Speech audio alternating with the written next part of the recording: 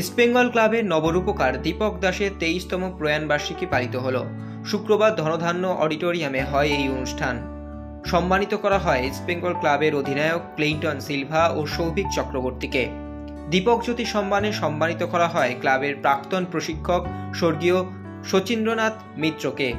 সম্মাননা গ্রহণ করেন তার নাতি প্রাক্তন প্রশিক্ষক স্বর্গীয় অচ্যুত বন্দ্যোপাধ্যায়কেও সম্মানিত করা হয়। সম্মাননা গ্রহণ করেন তার দুই পুত্র অঞ্জন এবং অঙ্কন বন্দ্যোপাধ্যায়। সম্মানিত করা হয় বাংলার রূপায়ণে কর্মশীল উদ্যোগী শিল্পপতি মুরারিলাল লোহিয়া, শ্রী আদিত্য আগারওয়াল, শ্রী মনীষ গোয়েঙ্কা ও শ্রী জয়ন্ত রায়কে। এছাড়াও অনূর্ধ্ব-17 সর্বাধিক গোলকারী দেবজিৎ রায়কে দীপক জ্যোতি সম্মানে সম্মানিত করা হয়।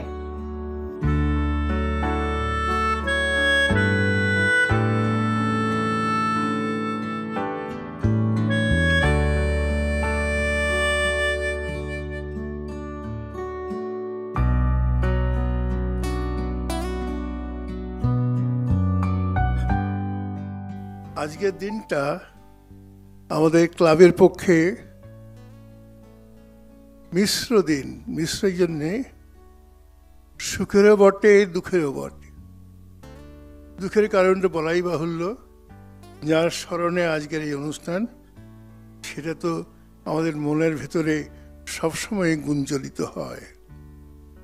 আবার সুখের কথা এই, তার বহু অপূর্ণ ইচ্ছা গত 20-22 বছর ধরে একটু একটু করে তার উত্তরসূরিরা নানা রকমভাবে ক্লাবের মধ্যে মূলতভাবে কারো কারো ব্যক্তিগত উদ্যোগে আমরা সেগুলো সফল করা হয়েছে।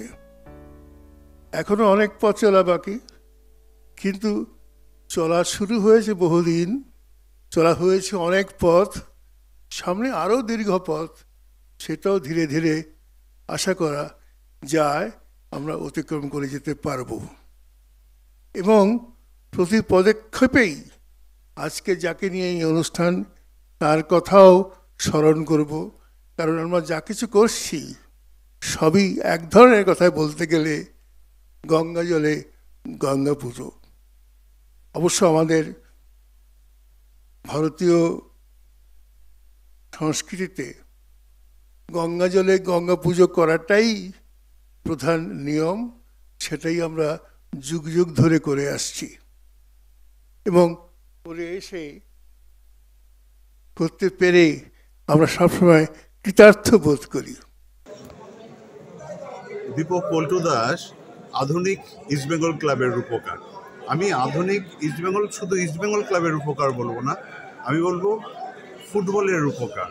ফুটবলকে নিয়ে আধুনিক যে চিন্তা ভাবনা বা যে রকম উনি ভাবনা চিন্তা করতেন, তার ফলে ইস্টবেঙ্গল ক্লাব আজকের এই জায়গাতে চলে আসতে পেরেছে, বা ইস্টবেঙ্গল ক্লাবের যে অগ্রগতি ওনার ভাবনা চিন্তার মধ্যে ছিল।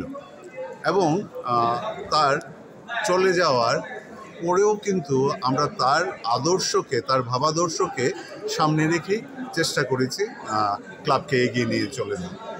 এবং আজকে যখন উনি আমাদের মধ্যে নেই, 23 বছর হয়ে গেছে, তা সত্ত্বেও উনি প্রবলভাবে আমাদের মধ্যে আছেন, কারণ ইস্টবেঙ্গল ক্লাবের আদর্শের মধ্যে উনি রয়ে গেছেন।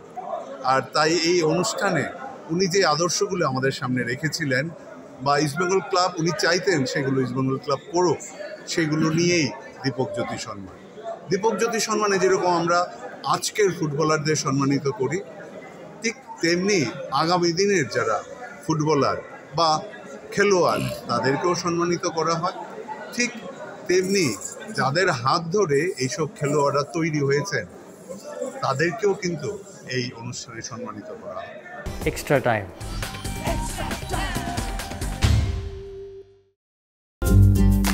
লেটেস্ট নিউজ আর এক্সক্লুসিভ ভিডিওর সঙ্গে আপডেট থাকতে এখনই সাবস্ক্রাইব করুন আমাদের ইউটিউব চ্যানেল। বেল আইকনে ক্লিক করতে ভুলবেন না যেন।